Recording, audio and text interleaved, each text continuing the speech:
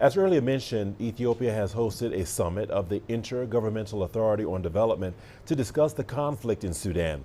Heads of state on the IGAD mediation team are Kenya, Djibouti, South Sudan, and Ethiopia. They have urged the rival sides in Sudan to end the fighting and allow humanitarian corridors to be opened. Here is CGTN's Garum Chala with more from Addis Ababa.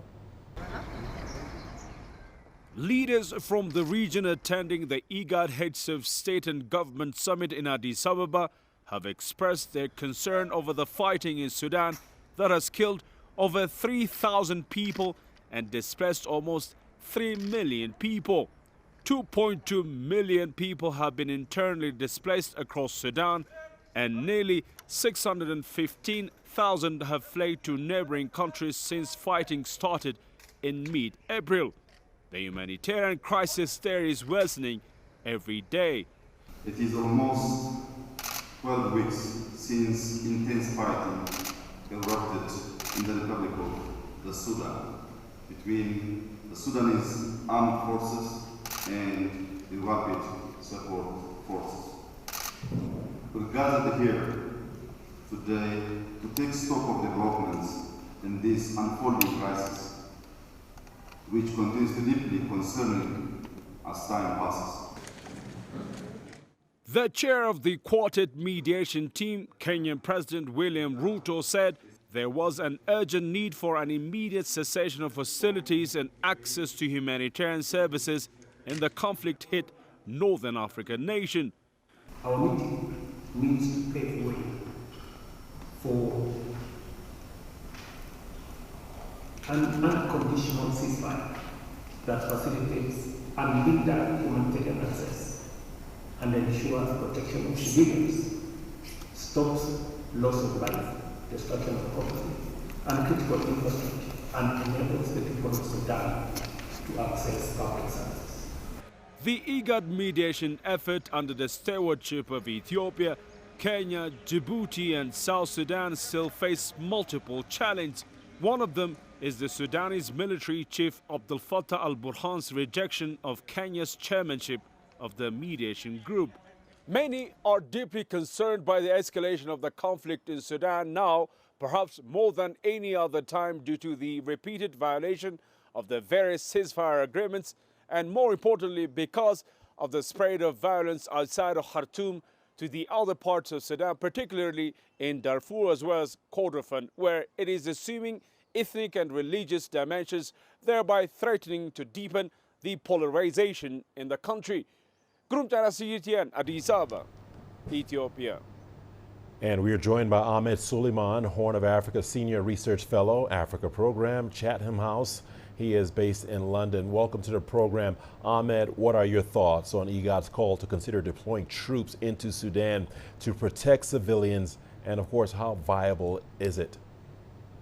Well, I think firstly that it's probably right to start considering and preparing for the deployment of such a force. Certainly, we've seen, the difficulties in trying to get humanitarian corridors open and assistance into people in different parts of the country. And we know that forces such as this take a very long time to stand up, and they're quite complicated in their nature. Presumably, this force would only be really deployed under very restricted parameters, and possibly only with the acceptance of the warring parties. Otherwise, we'd be looking more of at an enforcement mission, which could potentially aggravate conflict dynamics. But in the event that we are able to see a durable ceasefire, something which is eluding us and which seems very difficult at this current moment, presumably such forces could support with monitoring any ceasefire on the ground. The key obstacle we have here is that the parties are intent on continuing to fight. The Sudanese armed forces have shown their reluctance to engage with the IGAD mediation, so their acceptance of this force coming into Sudan, I think, is highly unlikely. I know you touched on it a little bit in your answer, but IGAD's peace initiative faced a setback as a delegation from Sudan's army failed to attend the Ethiopia meeting. How authentic then is the process, and what do you think needs to be done to make sure all parties are actively involved? Well, I think it's authentic. It's extremely complex, and there are a number of layers to the mediation efforts. What we're seeing from the IGAD mediation is several priorities, and the first here is trying to organize a face-to-face meeting between the two warring generals to build some trust. And that's going to be extremely complex, and the parties, in particular the armed forces, have rejected that out of hand. And they have also been very critical of the shift in the mediation to a quartet, with Kenya taking the lead role, alleging connections between Kenya's President Ruto, and General Hemeti. But I think this is, of course, partly a tactic by the Sudanese military regime, de facto regime, to try and shift the mediation in their favor, to try and delay. They much preferred when South Sudan was leading IGAD mediation efforts, because this was familiar to them and they were able to control the environment. Changing the structure of any IGAD mediation at this stage would show weakness and should be firmly resisted. I think there should be a clear message sent to the Sudanese armed forces and the military that they need to engage through the IGAD platform. That this is backed up and coordinated with the African Union, as well as international allies, which many of whom were around the table at the IGAD meeting yesterday. But one of the issues we have here is the lack of clarity on these different strands of mediating effort. You know, there's a meeting taking place in Cairo in 2 days. We've had the Jeddah talks. There's been an African Union process.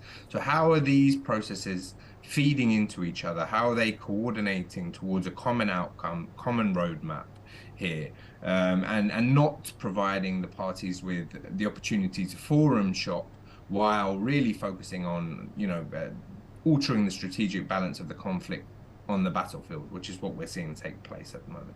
Importantly, yesterday, what we did see was the beginning of efforts to amplify civilian actors and their engagement, not only in a longer-term political process, but also in finding solutions towards a ceasefire and then subsequent peace talks.